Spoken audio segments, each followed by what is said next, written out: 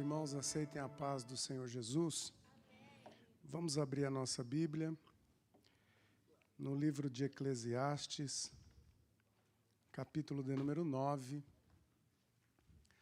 Quero render a Deus gratidão por essa oportunidade, agradecer ao pastor da igreja, pois eu sei o prazer que a igreja tem de ouvir o pastor.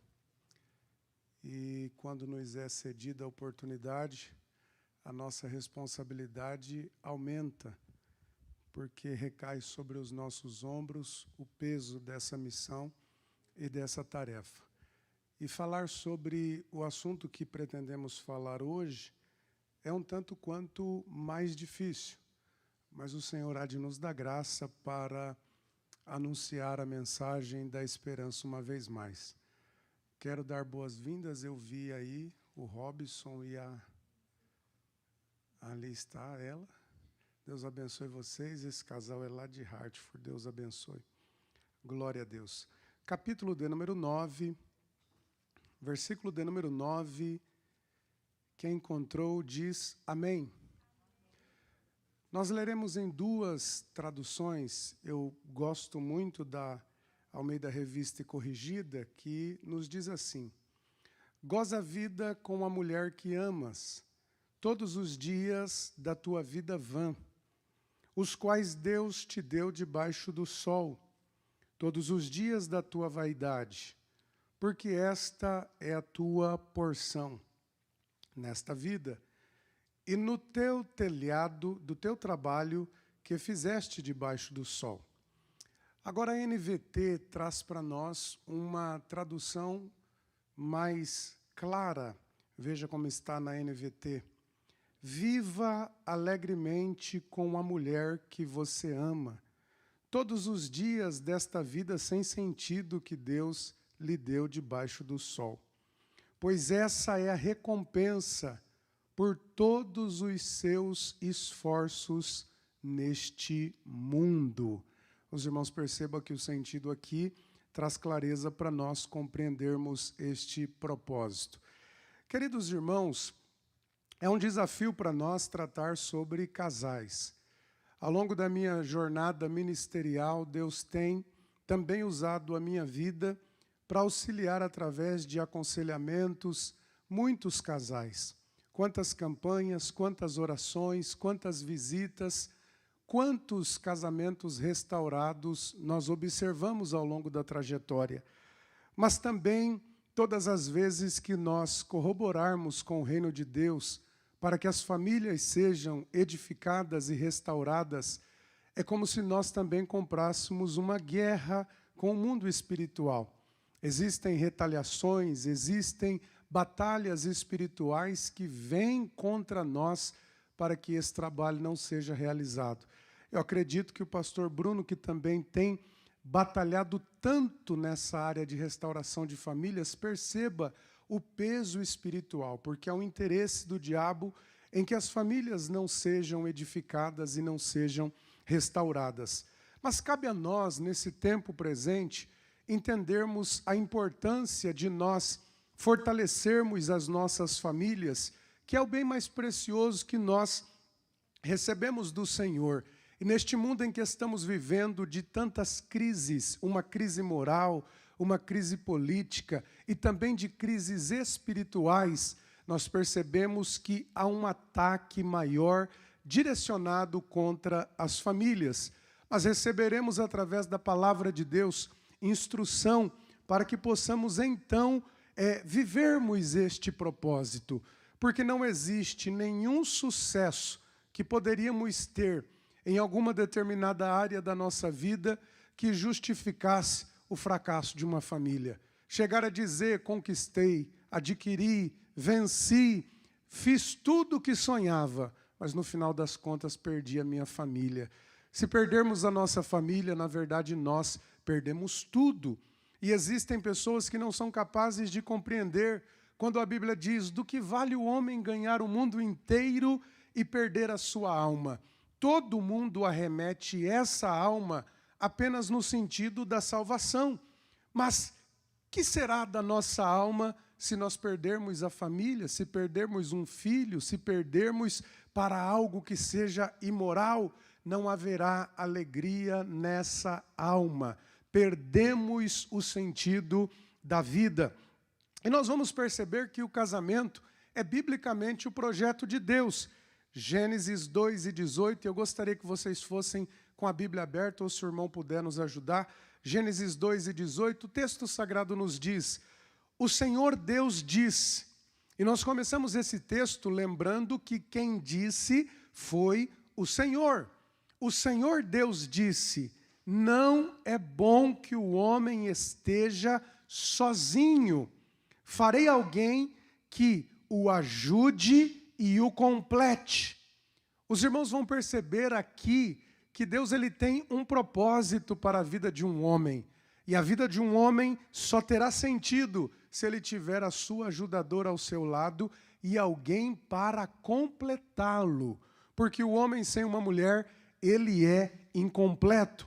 E uma mulher sem um homem também é incompleto. Lá na roça, no Paraná, tinha um velhinho que dizia que um homem sem mulher é como um bêbado numa ladeira. A vida dele é completamente desgovernada. Isso é uma grande verdade. Agora nós precisamos entender, e eu trago o meu pensamento pessoal, que Deus não nos fez para a solidão. Ainda que existam pessoas que hoje proclamem, é melhor estar só do que estar mal acompanhado. Ou digam, eu sou realizado completamente estando sozinho.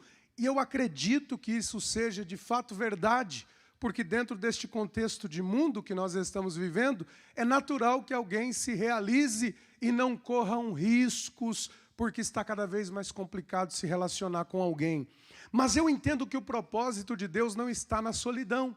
Nós fomos chamados para dividir a vida, nós fomos chamados para compartilhar momentos de tristezas, alegrias, e essa completude nós encontraremos no casamento. E depois que chegam as crianças, parece que o barulho da casa aumenta, a festa acontece e nós vamos enxergando na família a realização do plano de Deus em nós. Pode nos faltar alguma coisa, pode nos faltar dinheiro, pode nos faltar qualquer situação, mas na família nós vemos a revelação do amor de Deus para nós. E talvez alguém possa não valorizar a sua própria família, porque talvez ele enxergue dizendo, a minha família é imperfeita. E eu quero te dar uma notícia, todas as famílias são imperfeitas, mas elas estão procurando aperfeiçoamento para viver o propósito de Deus sobre elas. Se a sua família é imperfeita, bem-vindo ao clube, você não é incomum, é você comum também, mas Deus te ajudará a trabalhar as imperfeições e viver o propósito de Deus para a sua vida. O casamento, ele não vem pronto, ele traz uma responsabilidade de que nós venhamos o construir. E essa construção exigirá de nós muito esforço para que nós possamos alcançar e atingir o objetivo. Eu costumo dizer que existem duas coisas que destroem qualquer casamento. Essas duas coisas são simples, mas têm um poder de destruição gigantesco. A primeira delas é a imaturidade. Imaturidade pode destruir uma relação. Mas a segunda é um pouco pior, que é o orgulho. A imaturidade acompanhada com orgulho, ela faz uma combinação que é pior do que uma bomba atômica. Porque a imaturidade te fará errar e o orgulho te fará não reconhecer quando está errado. O orgulho nos cega ao ponto de que não sejamos capazes de enxergar os nossos próprios defeitos e as nossas próprias falhas. E quando nós falamos isso, a gente precisa se lembrar que ninguém casa para ser infeliz, ninguém casa para sofrer. Imagina alguém dizer assim, eu estou com a minha vida muito tranquila, muito boa, e agora eu vou casar porque eu preciso de uma adversária dentro de casa para nós brigar todo dia, fazer uma guerra e para mim ser bem feliz na vida. Quem que vai fazer um negócio desse? Não, a gente casa para a felicidade. Mas por que, na maioria das vezes, estando abrasados pela paixão, culminados no envolvimento do amor, e de repente a gente enxerga tantos finais trágicos? O que aconteceu? Será que foi uma escolha errada, simplesmente? Será que não era propósito de Deus? E depois que tudo dá errado, as pessoas querem achar o motivo da culpa. Ah, foi porque eu segui o profeta. Ah, porque eu não segui o profeta. Ah, porque eu não li a Bíblia. Ah, porque... Não, irmãos.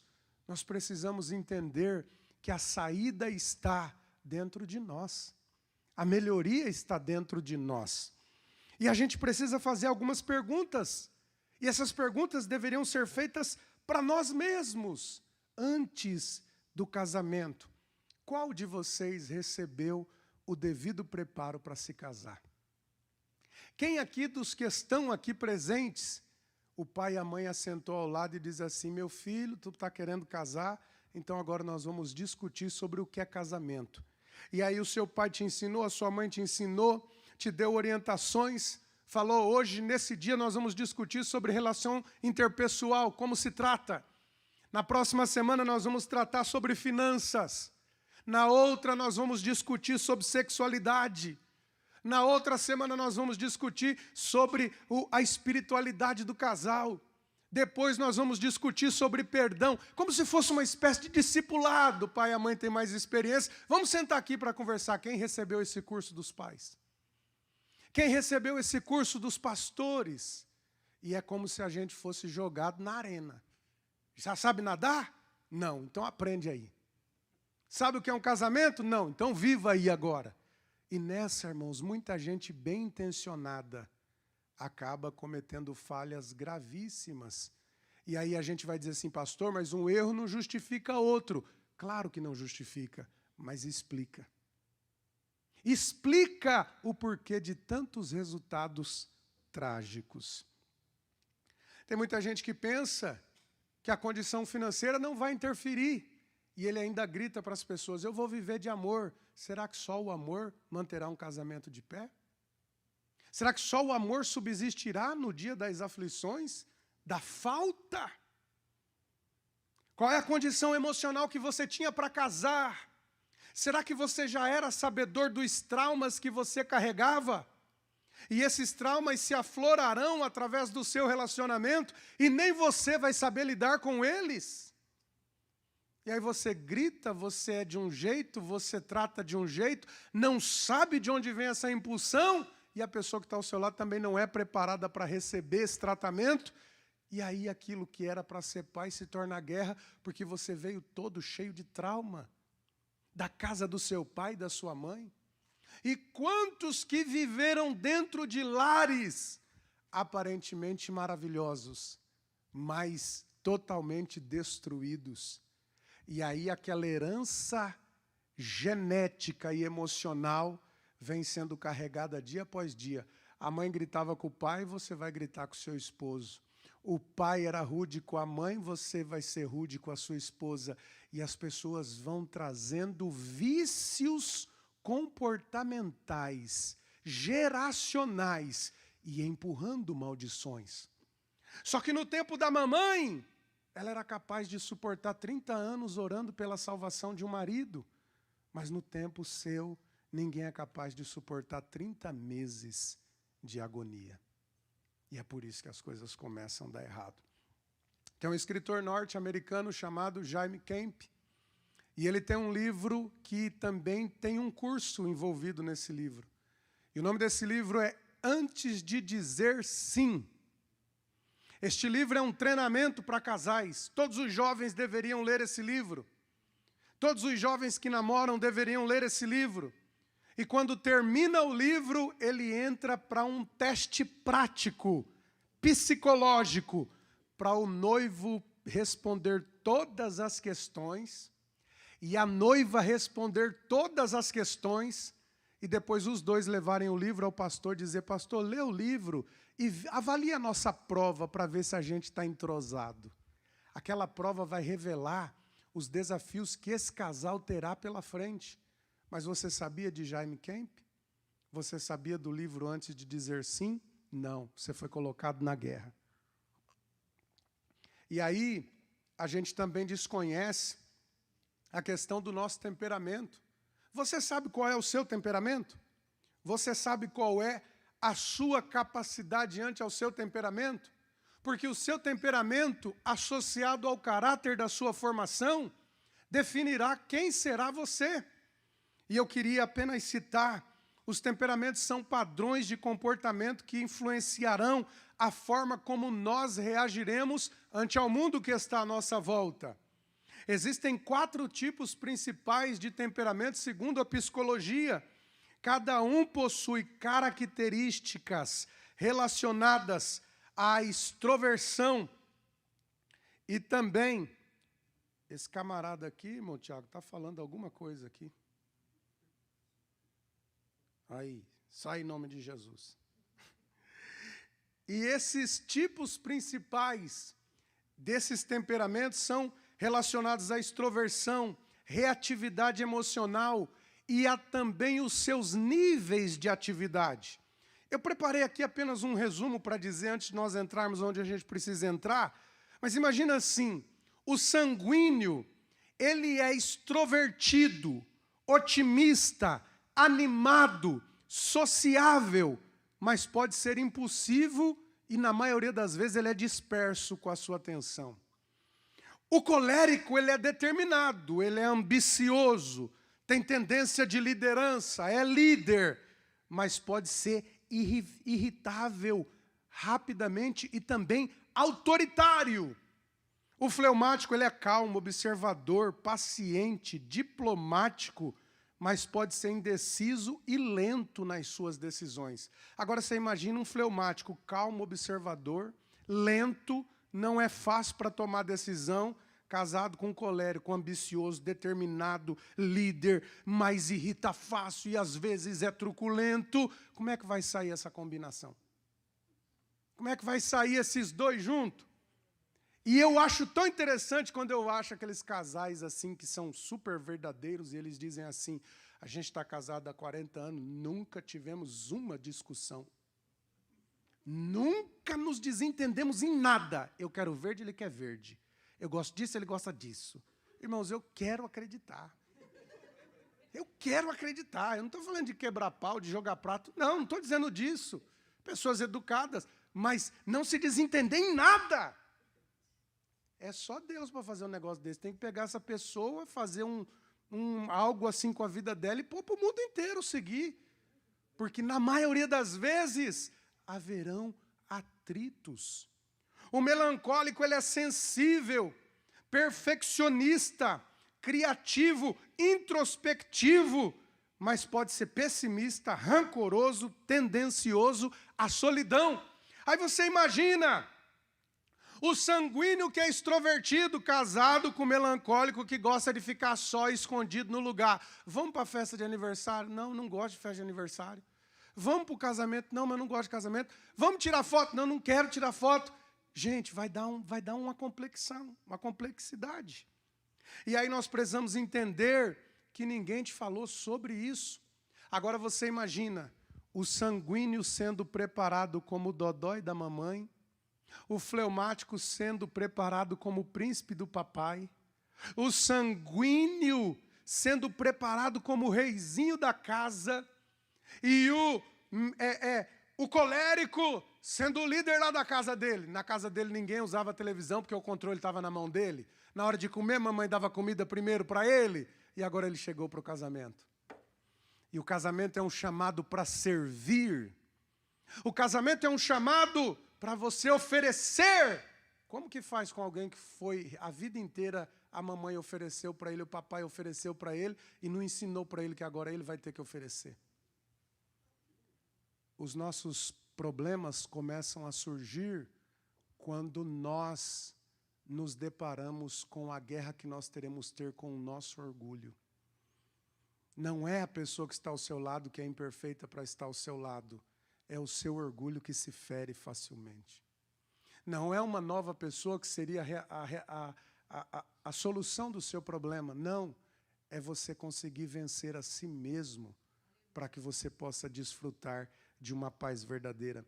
É importante notar que a maioria das pessoas possui uma combinação de 2 tipos de temperamento também.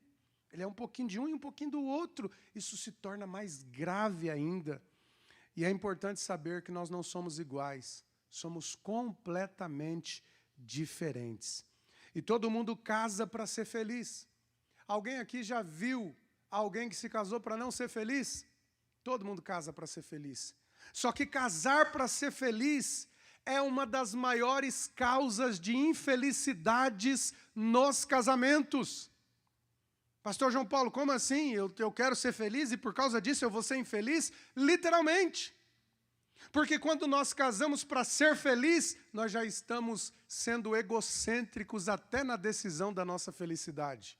Agora, se você casar para fazer feliz, e o outro também ter a missão de te fazer feliz, os dois não vão ter falta de nada e serão felizes de fato no servir ao outro para a felicidade do outro. E quando nós falamos sobre isso, a gente precisa entender que como é que eu vou oferecer e como é que eu vou fazer alguém feliz.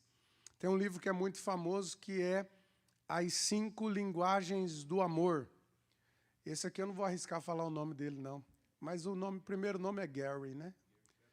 Aí, ó. Tá americano, hein? Gary Chapman. É. Isso aí. Mas procura 5 linguagens do amor. E esse grande psicanalista definiu que todo ser humano tem uma linguagem. Só que não surgiu da mente dele. Só que surgiu de pesquisas em faculdades norte-americanas, que definiu que, na maioria das vezes, as pessoas se expressam o amor que têm através de uma linguagem. A primeira linguagem é palavras de afirmação, pessoas que se expressam através de palavras. Ele elogia, incentiva, demonstrações verbais de carinho. Mas o outro, a demonstração de amor que ele tem é tempo de qualidade. Ele não sabe falar nada, mas na mentalidade dele, ele vai oferecer tempo de qualidade para quem ele ama. Porque na cabeça dele, oferecer tempo de qualidade, ele está provando que ama. E o tempo de qualidade envolve dedicar tempo exclusivo, atenção plena à pessoa amada, com conversas significativas, passeios e atividades sempre juntos. Mas a terceira linguagem é a linguagem dos presentes. Nem sempre sabe falar, nem sempre quer tempo de qualidade, mas não pode ver uma rosa que vai levar para a esposa. Não pode ver algo que quer comprar para a esposa, porque quando ele está comprando, ou ela está comprando, na mentalidade dele, ele está tendo a comunicação de amor através da valorização material. O significado de dar algo faz com que essa pessoa seja valorizada através dessa ação. A quarta característica de linguagem de amor são atividades de serviço. Ele não consegue ficar falando que ama, não sabe o que é tempo de qualidade, mas gosta de lavar a louça para ela. E ela gosta de deixar a casa toda arrumadinha, toda cheiralzinha, e o que ela quer quando ele chega é, olha o que eu fiz para você. Porque a linguagem do amor está nos atos de serviço. Expressam amor através de ações que possam facilitar a vida da pessoa que ama. E o quinto tipo de linguagem de amor é o toque físico.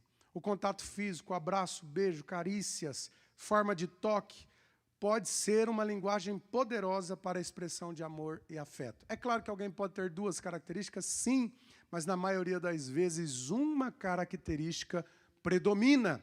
Vocês estão comigo ou não? E a pergunta que vem a nós é o seguinte: você tem uma linguagem e na maioria das vezes quer ser correspondido na mesma linguagem. Você disse eu te amo e quer ouvir eu te amo. Você lavou a louça e quer que a louça seja lavada. Você levou para o passeio e quer receber passeio. Mas nem sempre a pessoa que está ao seu lado tem a mesma linguagem de amor. E não é um dia, 2 para você descobrir isso. É longo tempo junto para entender a mente da pessoa. E o fato dele não estar dizendo que não te ama, ou melhor, não estar dizendo eu te amo, não significa que ele não te ama. É porque ele está tendo outras linguagens que você precisa observar. Agora, nada impede que você, ao ser incomodada ou incomodado por uma linguagem que não te completa, você pode ajudar essa pessoa. Amor, você trabalha tanto, você faz tanto, mas eu queria um carinhozinho, eu queria um cheirinho aqui, queria ser mais pertinho. Não, mas eu estou trabalhando, estou ocupado, não tem tempo para nada. Mas você pode ajudar com conversa. A comunicação é a arma mais poderosa do casamento, mas também a arma mais ignorada. É a arma mais poderosa. Há um pensador que diz que onde não há comunicação, fica a imaginação. Você não avisou que ia chegar tarde. Poderia ter avisado. Como não avisou, a pessoa vai pensar o que quiser. Porque onde não tem comunicação, ficará a imaginação. E nós precisamos entender o poder de nos comunicarmos na linguagem que o outro perceba que é amado. Existem pessoas que dizem: o meu cônjuge é carinhoso demais. Ou melhor, o meu cônjuge não é carinhoso em nada. Se ele fosse carinhoso, eu seria feliz. Aí existem pessoas que o cônjuge é carinhoso demais, e a pessoa diz: mas eu não sou feliz por causa disso, é muito grude, tem muita coisa, eu não quero tudo isso. Existem pessoas que dizem: se o meu cônjuge me ajudasse nas tarefas de casa, eu seria a mulher mais feliz do mundo. E existem mulheres que o marido faz tudo por ela, e ela acha algo para dizer: esse caba não me faz feliz. Existem pessoas que dizem: se o meu cônjuge compartilhasse as finanças dele comigo, eu seria muito feliz. Existem casais que têm conta junto, tudo junto, e um olha para o outro e diz assim: a gente não é feliz. Será que o motivo real da nossa infelicidade é naquilo que nós estamos enxergando no outro como defeito? Por que será que as pessoas não são felizes? E o que seria, então, felicidade? Eu anotei aqui que felicidade é um estado de estar feliz, um estado de consciência plena, de satisfação, contentamento e bem-estar. O que é ser feliz? Estar contente com o que tem. Quando é que nos falta felicidade? Quando nós paramos de reconhecer o que temos e paramos para olhar o que não temos. E aqui mora um grande problema, porque você pode perder o bom na expectativa de ter o melhor. Você pode perder o que para você era incrível, mas você não foi capaz de enxergar. Você não foi capaz de ver, porque você estava insatisfeito. E a insatisfação leva muitos casamentos à ruína. E é impossível lembrar de contentamento e não lembrar de Filipenses 4:11. Vamos ler todos juntos? Filipenses 4:11. Veja o que diz o texto.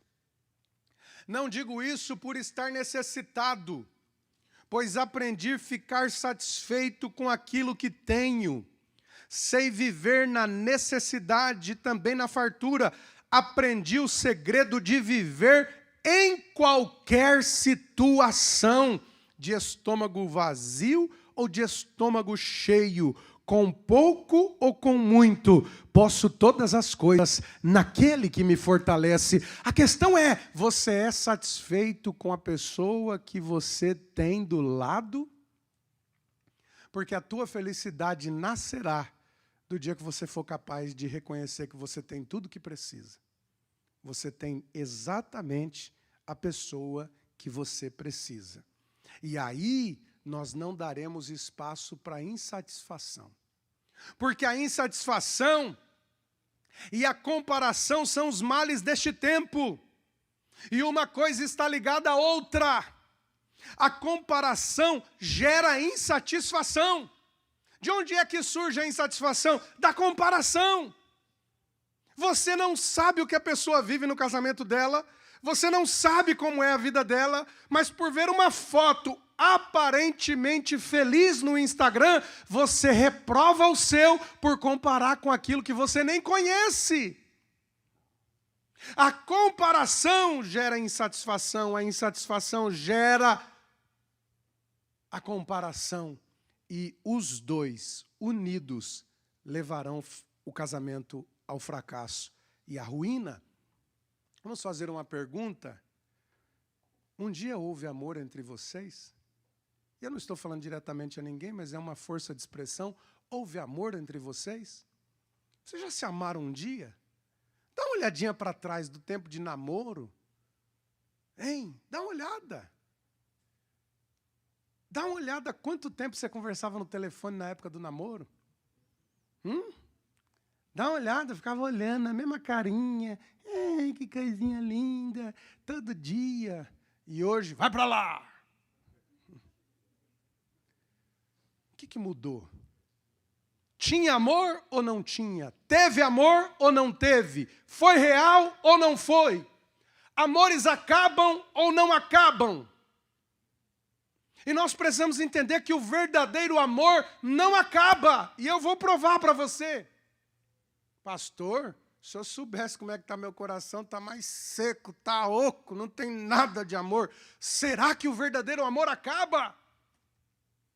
1 Coríntios 13, versículo 4, veja o que diz o texto. O amor é paciente e bondoso. O amor não é ciumento, nem presunçoso, não é orgulhoso, nem grosseiro, não exige que as coisas sejam à sua maneira, não é irritável, nem rancoroso, não se alegra com injustiça, mas com a verdade. Gente, isso aqui dói demais, até para falar. O amor nunca desiste, nunca perde a fé, sempre tem esperança e sempre se mantém firme. O amor não morre. Se o amor não morre, por que você está nessa situação que está? É porque em algum momento faltou paciência, bondade, algum momento houve ciúme demais, algum momento houve orgulho demais, grosseria demais, e isso vai sufocando o amor. Alguém aqui já viveu uma experiência de sufocamento? Alguém já viveu uma experiência de sufocamento? Afogamento? Subir a 3.000 metros de altitude? Alguém aqui já foi estrangulado? Quando você está sufocado, você não consegue ser feliz. Você não consegue ser livre. O jogador vai jogar 3.000 metros de altitude, eles param no meio da partida, porque estão sufocados, não conseguem nem cumprir a atividade que para eles é natural. Sufocamento paralisa. E o que está acontecendo com muitos casais é a experiência do sufocamento. Porque o sufocamento cauteriza o sentimento. O sentimento existe, mas está cauterizado. Pastor, só quer dizer que ainda tem amor? Ixi, tem amor até demais. Mas ele foi cauterizado, sufocado, e ele está sem forças para surgir novamente. Mas se você entender a vontade de Deus para a tua vida, receber os conselhos que serão dados para você hoje e amanhã, Deus vai colocar uma brasa de amor dentro de você, uma chama. E esta chama vai começar, irmão, é igual acender a churrasqueira ou a lareira. Vai pegar de um para o outro e vai pegando, vai aquecendo e vai ficando para trás aquilo que estava impedindo. E Deus vai dar uma noite poderosa para você e você sabe do que eu estou falando. E Deus vai fazer acender a chama, porque o amor está aí. Você só precisa enxergá-lo e começar a tratá-lo da maneira correta. Está aí. Quando sufocamos o amor, quando nós deixamos o nosso casamento cair na rotina. E a rotina é uma desgraça. Porque a rotina é o hábito de fazer algo sempre do mesmo modo, mecanicamente, rotineiramente, sempre a mesma coisa. Tudo que se repete demais enjoa. De vez em quando você precisa surpreender. De vez em quando você precisa fazer alguma coisa. De vez em quando você precisa levar as crianças para a casa dos avós e dizer, ô vozinha, trouxe essas criancinhas aqui para fazer você feliz, porque eu tenho uma missão, e a missão é fazer ela feliz. Você precisa fazer alguma coisa, pastor, mas eu estou tão sem dinheiro, será que não dá para comprar um picolé? Alguma coisa dá, cria na sua imaginação, saia da rotina, pastor, não dá para fazer nada, vai andar a pé, vai comer na sacada da casa, faz alguma coisa, mas saia do normal e do rotineiro, é a nossa missão. Quando somos capazes, volto a perguntar, quando que nós sufocamos o amor? Quando nós entramos na rotina, mas também quando não somos capazes de enxergar de fato o que não faz bem ao nosso cônjuge. E quando é que a gente faz isso? Olhamos para a nossa realidade e nos esquecemos da realidade do outro. Isso aqui é a causa máxima dos casamentos que se acabam, dos amores que são sufocados. Eu só enxergo a minha realidade e não consigo enxergar a realidade do outro. Isso fará com que a ruína aconteça, porque o pior cego é aquele que não quer ver. É aquele que se faz de cego. Ele não tem a capacidade de enxergar. Veja o que diz Filipenses 2 e 3, e Paulo ele corrobora muito com a gente. Filipenses 2 e 3 diz assim: não sejam egoístas, nem tentem impressionar ninguém. Sejam humildes e considerem os outros superiores a vocês. Não procurem apenas os próprios interesses de vocês, mas procurem também o interesse do próximo. Quando é que o amor é sufocado? Quando no casamento só se luta por o sonho de um, pelo projeto de um, pela história de um, pela vida de um, pelo aquilo que um quer, por aquilo que um deseja, quando na verdade você tem alguém que também está ao seu lado com sonhos, objetivos, desejos. Você precisa compartilhar esses sonhos, investir no outro. Saiamos do nosso egoísmo para que nós vençamos o orgulho e glorifiquemos a Deus através daquilo que faremos para o outro. Não é só sobre o que você quer. Existem pessoas tão egocêntricas que não enxergam o clamor das necessidades do outro. Como a boca exclama, você não enxerga os seus defeitos? Alguém já ouviu isso? Você não enxerga os seus erros. Você não enxerga quem você é. Mas em algumas vezes quem está dizendo você não enxerga, não está sendo capaz de ver os seus erros, que também precisam ser enxergados. Vejam bem, às vezes o afã de acusar é para esconder a própria realidade. É você, é você, é você, é você. Vamos ler a Bíblia em Lucas 6 e 41, e você vai entender o que Jesus quis dizer. Essa palavra não tem muito a ver com o casamento, mas eu quero trazer para você entender o que eu estou querendo falar. Lucas 6 e 41, eu estou lendo na NVT, que está com uma linguagem mais contemporânea. Vejam bem, porque você se preocupa com o cisco no olho do outro, enquanto há um tronco no seu próprio olho?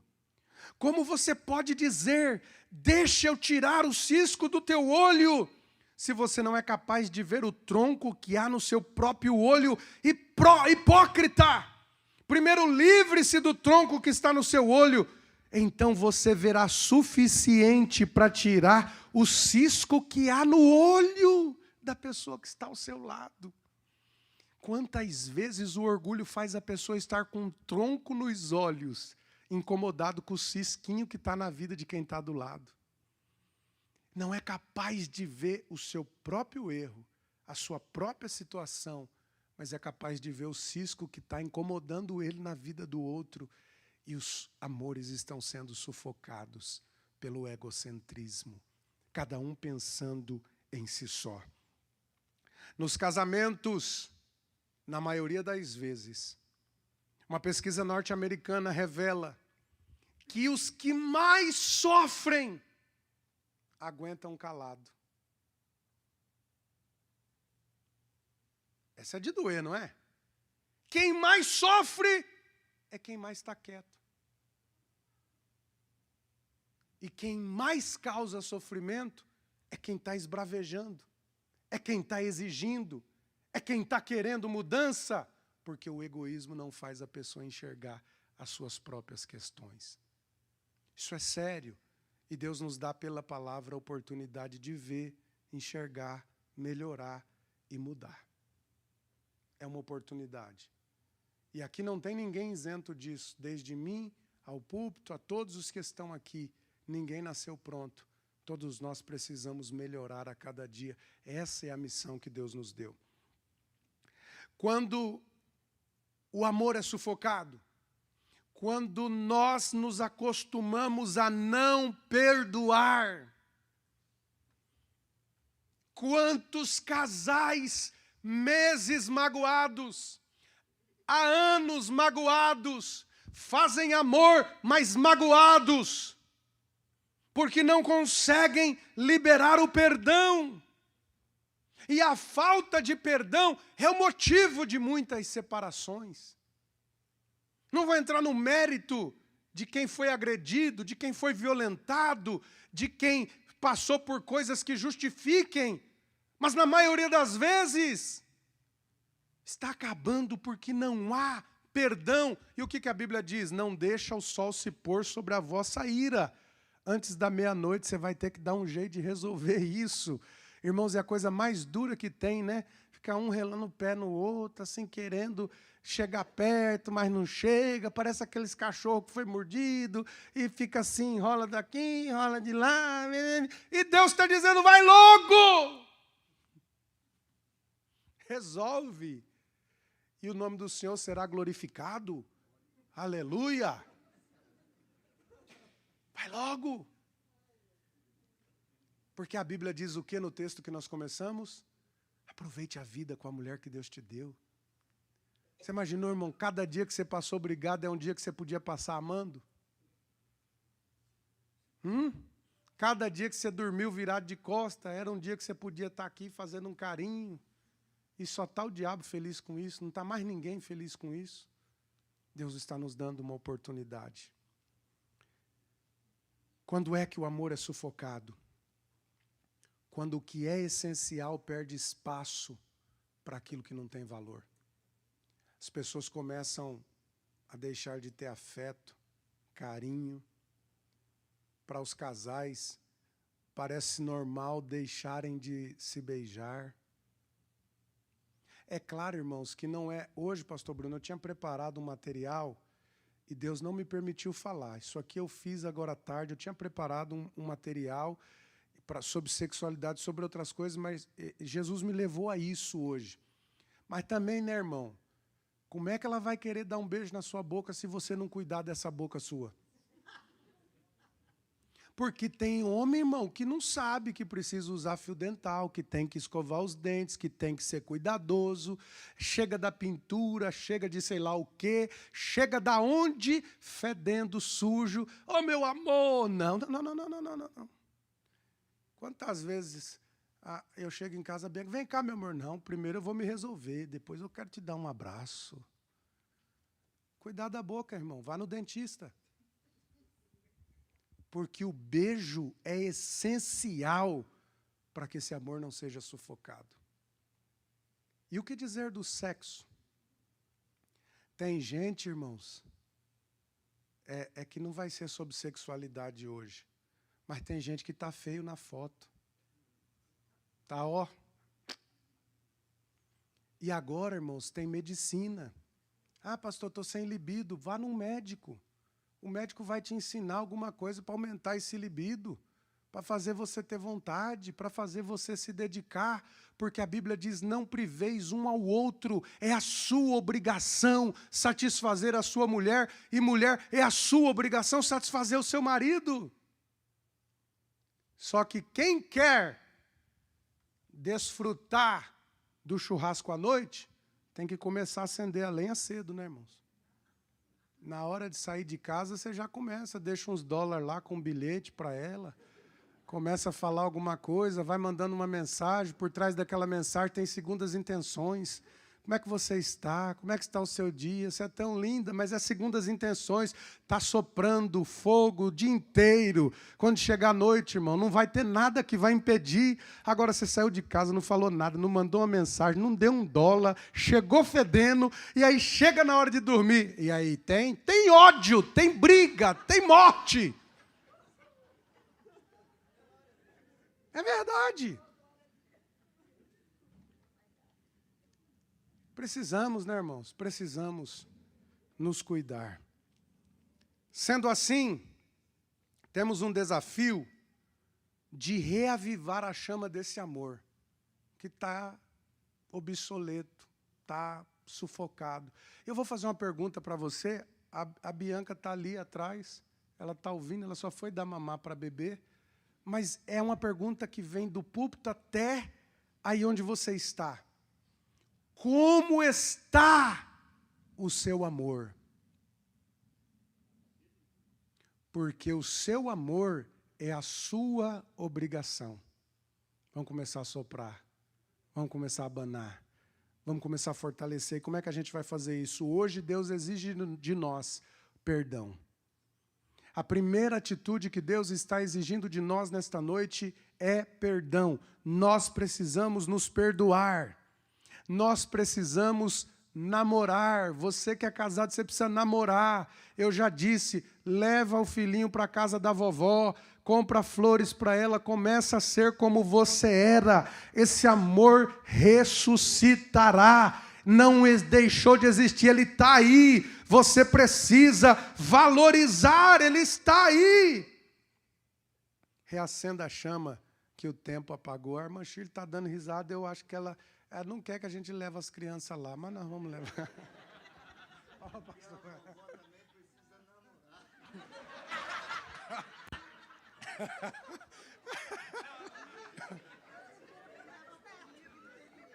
Eu não tenho dúvidas disso. Eu não tenho dúvidas.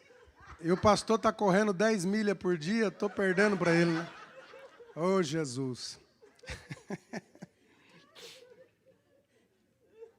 Aleluia. Mas graças a Deus que os velhinhos não namoram todo dia, né, irmãos? Irmãos, glória a Deus. Após nós reacendermos o amor, reconstruir, começar de novo, algo sólido e duradouro. Ei, a oportunidade está hoje para você. Eu vou falar uma coisa para você, não leva a mal, mas eu tenho que falar. Uma pesquisa norte-americana, e eu não tô, só não estou falando o nome porque eu não sei falar inglês, irmão. Eu não quero passar vergonha. Mas uma pesquisa norte-americana, e essa é de Harvard, ela revela, estudando mais de 1.000 famílias que acabaram se separando, contraíram novas núpcias. Essa pesquisa revelou que 80% das pessoas que estão no segundo, terceiro, quarto, quinto casamento, o que elas fazem para manter o segundo é maior do que fez para manter o primeiro. O que faz para manter o terceiro é 2 vezes mais do que fez para manter o segundo e vai aumentando, aumentando, aumentando. O que ela nos ensina? Que Deus está dando a nós a oportunidade de nós melhorarmos. Nós temos essa capacidade. Coloca para mim Romanos 12:2. Romanos 12:2 nos diz assim, eu falo com muito cuidado, irmãos, porque cada um tem uma realidade. Só quem passou sabe o porquê passou, mas Deus está nos ensinando pela palavra. Romanos 12:2 diz, transformai-vos pela renovação do vosso entendimento, para que experimenteis qual seja a boa, perfeita e agradável vontade de Deus. A renovação da mente é a capacidade de nós experimentarmos a boa, perfeita e agradável vontade do Senhor para o nosso casamento. E a renovação da mente exigirá de nós mudar quem nós somos. Abrir mão das maldições hereditárias que a sua família carrega. Ah, porque o pai separou, sei quem separou, não sei quem separou, o pai foi infeliz, a mãe foi infeliz, a tia foi infeliz, os irmãos foram infelizes, não sei quem foi infeliz, mas você vai dizer, chega! Vai parar em mim, vai começar uma nova história em mim, vai surgir um novo tempo em mim, eu serei feliz, os meus filhos serão felizes, a bênção de Deus virá na minha vida, o nome do Senhor será glorificado. Levante hoje a mão e diga, chega! Sai, Satanás!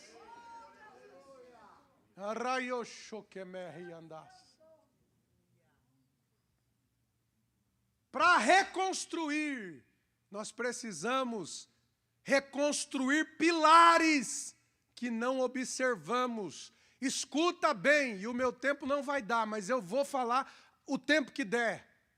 Se não deu certo, se não tá bom,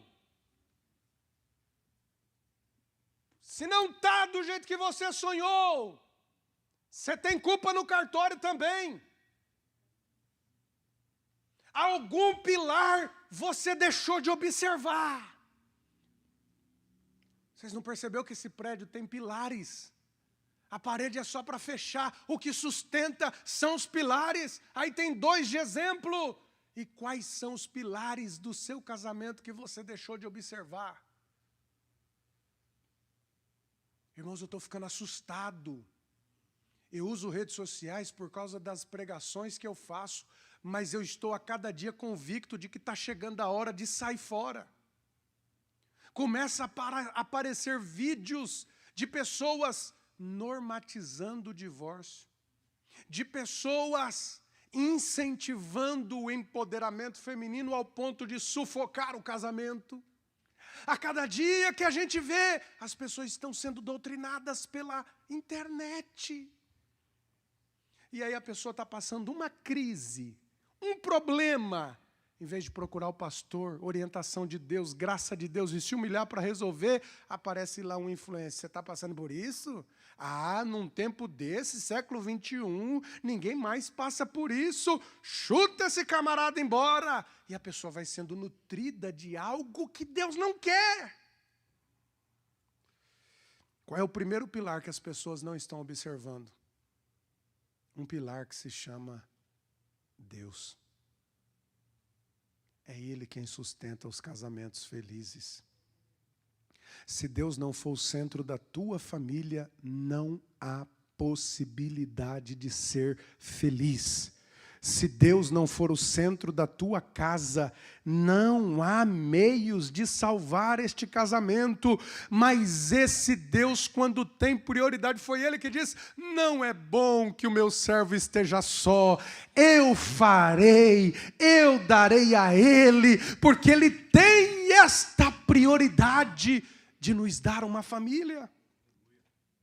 Provérbios 1:7 diz que o temor do Senhor é o princípio da sabedoria, mas os loucos desprezam essa sabedoria. O que faz um casal ser feliz? Temer a Deus. Quem se casou deve honrar a Deus, primeiramente, e não viver como ímpio. Irmãos, se uma mulher estiver casada de fato com um homem que teme a Deus, ela está segura 2 vezes.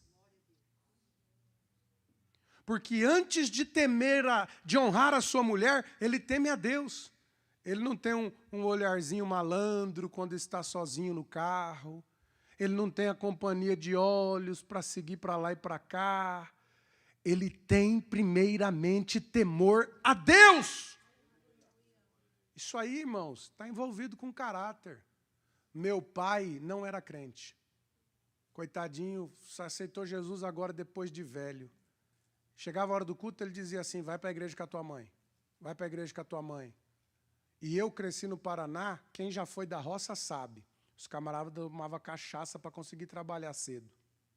Já começava na cachaça, no alambique, 5 horas da manhã, um golão de cachaça.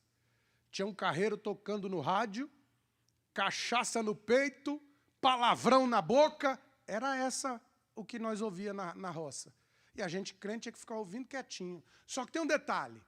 Quando passava uma mulher, os homens, meu irmão, parecia aqueles urubu na carniça, falava, elogiava. E eu sempre via meu pai quieto, de cabeça baixa. E eu, como criança curioso, eu via os homens falando e olhava para ele. Ele sempre quieto, cabeça baixa. Ele não era crente, mas honrava minha mãe em todos os lugares que eu andava. Porque eu nunca vi ele dizer uma palavra, fazer um olhar atrevido, qualquer coisa. Porque quem tem caráter e temor a Deus, meu irmão. Agora, infelizmente, tem pessoas que estão dentro da igreja, dizem que Deus é o centro, mas não tem sequer caráter. E depois estão dizendo, meu casamento é infeliz. Não, irmão, se Deus for a prioridade, Ele vai te fazer feliz. A mulher sábia, Provérbios 12:4, diz que ela será a coroa do seu marido. Mas a de comportamento vergonhoso será um câncer nos seus ossos. O segundo pilar que as pessoas estão rejeitando, a gente já falou, é o pilar do amor. As pessoas estão se tornando incapazes de amar. O terceiro pilar, que é a causa de muitas infelicidades em casamento, é a não observância do princípio de autoridade que Deus estabeleceu. Abra por gentileza, meu querido, Efésios 5:22.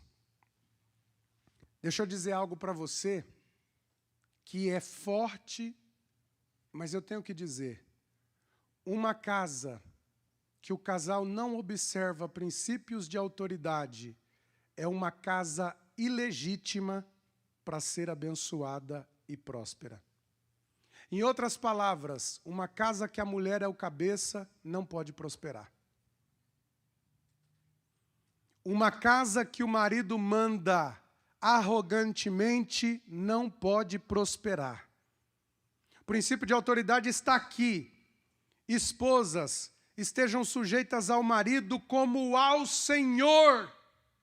Como é que você trata o Senhor que você serve? Bem, eu que estou com fome. Que você se vira para lá, rapaz. É assim que você trata o Senhor que você serve? Guardando os devidos cuidados, eu estou querendo dizer, de devoção. A mulher precisa honrar o marido. Pastor, o senhor vai dizer isso? Vou, com a mesma devoção que honra a Deus. Eu não estou falando de idolatria, eu estou falando de respeito e honra. Está no texto. Pois o marido é a cabeça da esposa, como Cristo é a cabeça da igreja, e ele salvou o corpo. Assim como a igreja está sujeita a Cristo, a esposa está sujeita ao marido. Aí o 25 diz, marido, ame a sua esposa como Cristo amou a igreja, que se entregou por ela. O texto está dizendo o seguinte, se ela te honrar como honra a Deus, te respeitar como respeita a Deus, você tem o dever de amá-la como Jesus amou a igreja. E como é que Jesus amou a igreja? Dando a sua própria vida por ela. Significa dizer que o marido tem a missão de gastar a sua vida pela sua mulher. E quando você tem essa completude da honra que vem da mulher e desse amor que vem do marido, a felicidade acontece. Deus está convidando alguém aqui hoje. Mulher, honra o teu marido. Pare de valorizar o marido da outra. Você tem que valorizar o teu. O homem de Deus que está do teu lado. A pessoa que está do teu lado. Ei, marido. Mas eu já faço tanto por ela, ainda vou ter que fazer mais. Dê a vida por ela. É a vontade de Deus. E se vocês fizerem isso, vocês serão felizes. Porque 1 Coríntios diz... 11:3, quero, porém, que entendam isso, que a cabeça de todo homem é Cristo, e a cabeça da mulher é o homem, e a cabeça de Cristo é Deus. Isso é uma lei que a Bíblia não vai quebrar e Deus não vai quebrar. Você quer ser feliz? Respeite o princípio de autoridade. Quando ele falar, você tem o dever de aconselhá-lo. Amor, se eu fosse você, não faria isso. E ele, como é prudente, vai ver que você tem razão, vai fazer o que você está falando. Agora, não imponha de goela abaixo. Vai ser assim, que nessa casa aqui, quem apita sou eu. O diabo vai vendo você dando esses gritos, esse show, e ele vai dizendo, uhul, vai mesmo. Porque quanto mais vocês se degladiam, mais a ausência da bênção de Deus na casa. Mas quanto mais vocês se entendem com a honra, Deus vai prosperar essa casa, o nome do Senhor será glorificado. Quantos podem nesta noite dizer, Deus, eu preciso da tua bênção, bendito seja o nome do Senhor. E eu vou começar a concluir, porque é 9h10, né? Então me falta 3 minutos com muita dor no coração. Eu só tinha 15 páginas aqui e só falei 7. Finanças é o quarto pilar que as pessoas não estão construindo. Eu disse lá no começo, tem gente que diz assim, eu vou casar, eu vou viver de amor. Vai nada. Quando acabar o dinheiro, o amor já começa. Meu Deus. Tem gente que diz, meu dinheiro é do diabo. Quer ver o diabo? Fica sem dinheiro para você ver o diabo. Você já viu aquela história? Que existem mulheres que o homem usa uma pá para trazer o dinheiro para casa. Mas ela com uma colherzinha, ela joga tudo para fora. Porque não há entendimento nas finanças. Veja o que diz Tiago 4:2, eu vou correr para dar tempo. Vocês cobiçam coisas e não têm nada. Matam, invejam, mas não conseguem obter o que desejam. É por isso que vocês vivem a fazer guerras e lutar, e não têm. Isaías 52:2. Por que vocês gastam o dinheiro de vocês com aquilo que não é pão? Provérbios 30, versículo 8. Afasta de mim a vaidade e a palavra mentirosa, e não me des nem a pobreza nem a riqueza, mas me mantenha uma porção de costume, para que porventura, tendo demais, eu não te negue, ou venha dizer, quem é o Senhor, e empobrecendo não venha furtar ou blasfemar o teu nome. O texto está dizendo, peça para Deus o que te faz necessário a cada dia. É preciso batalhar para ter o mínimo para viver. 65% dos casamentos acabam por falta de dinheiro. E Deus está dizendo, cuide então das suas finanças. Ore para que Deus faça milagres nas suas finanças. Para que você possa, de fato, não permitir que as finanças atrapalhem o seu casamento. Quinto lugar, e eu vou encerrar, porque eu tenho 1 minuto só. O quinto pilar que as pessoas estão desprezando é o pilar da sexualidade no casamento. Se todo mundo fosse como o pastor disse aqui. Mas, infelizmente, tem gente que está fazendo aniversário da última vez que foi feliz.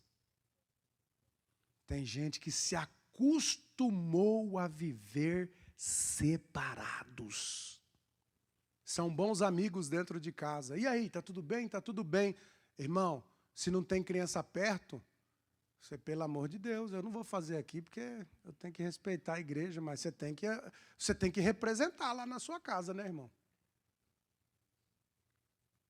A irmã, graças a Deus que na América não tem camiseta de prefeito, porque já imaginou o marido chegar em casa, a irmã com a camisetona, para presidente, Luiz Inácio Lula da Silva, 13. Irmão, quem que acende um fogo com Lula na camiseta? Nós precisamos entender. Veja o que diz Hebreus 13:4. O casamento deve ser honrado por todos, e o leito conjugal conservado puro.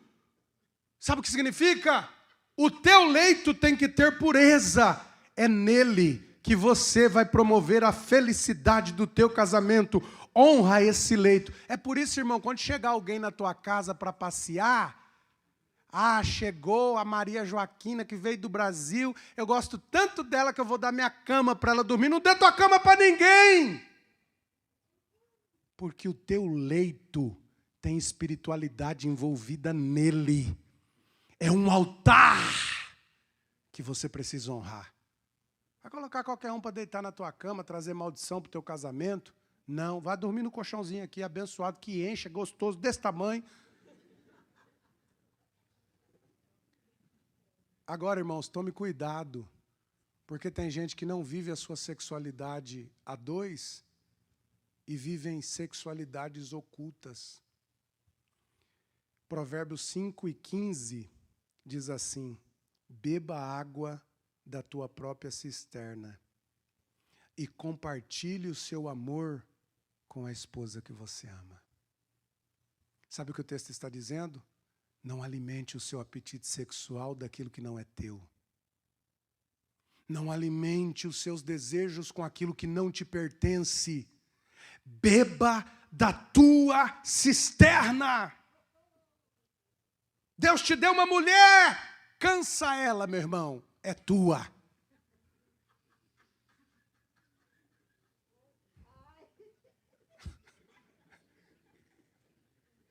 Vocês estão achando engraçado, mas é verdade. Tem gente, irmão, fazendo academia, um exagero. Faz amor, irmãos, vai gastar mais energia.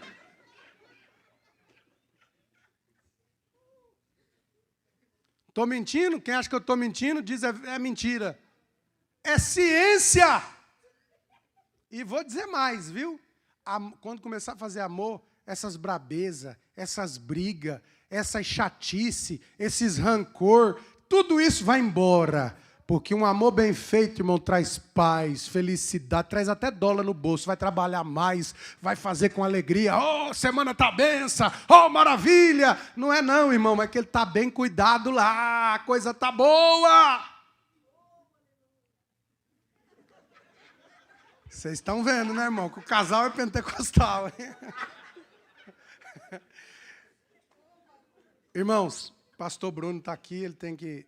Vamos lá, vou encerrar aqui. Olha bem, beba água da tua própria cisterna. Eu acho interessante que a Bíblia use este versículo, a fonte de água como figura para o sexo. Ela está falando de assim como a água é um elemento básico para a sobrevivência do ser humano, o sexo é o elemento básico para a sobrevivência desse casamento. Então não preciso falar mais nada, né, irmão? O irmão, por favor, cuida da higiene pessoal, se prepara e vai para a guerra, que Deus vai te dar a vitória. Eu gostaria de encerrar apenas fazendo uma leitura. Fechei o tablet que o irmão Tiago me emprestou. Coloca, por favor, aí, irmãos, Cantares 5. E eu encerrei já estou saindo daqui, mas é que eu tinha tanta coisa para falar, mas eu falei o que importa. Põe aqui, por favor, Cantares 5, rapidinho. O pastor, já passei 2 minutos, o pastor vai me dar a carta de mudança. Olha aqui. Leia isso aqui na sua casa, hoje à noite, com o seu marido, ou você com a sua esposa. Leia, releia, põe no celular, numa linguagem mais atual. Está na NVT? Olha bem. Entrei no meu jardim, minha amiga, minha noiva, recolhi mirra com minhas especiarias, comi o meu favo com mel, bebi o meu vinho com leite. As mulheres de Jerusalém comam e bebam, amado e amada, bebam do seu amor, quanto puderem. A amada, vai, continua.